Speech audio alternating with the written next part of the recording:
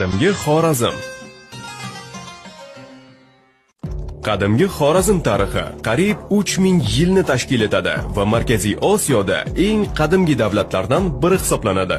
Miloddan avvalgi 4-asrda Xorazm Axomoniylar davlatidan ajralib chiqib, mustaqil davlatga aylanadi.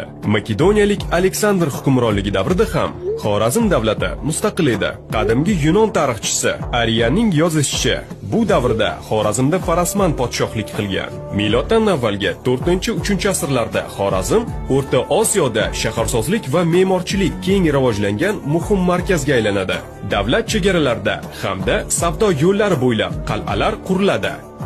Xorazmning Xiva, Jonbozqala, Bozorqala va boshqa shaharlarda ulug'vor va muhtasham binokorlik ishlari amalga oshiriladi. Shaharlar mustahkam mudofaa devorlari bilan o'ralib, devor burchaklarida burchlar qurilgan. Markazdan o'tgan ko'cha shaharlarni ikki qismga bo'lgan. Undan esa yon atrofga ko'chalar ketgan. Mahallalar bir-biridan ajralib turgan. Markaziy maydonda muhtasham saroy va ibodatxonalar joylashgan.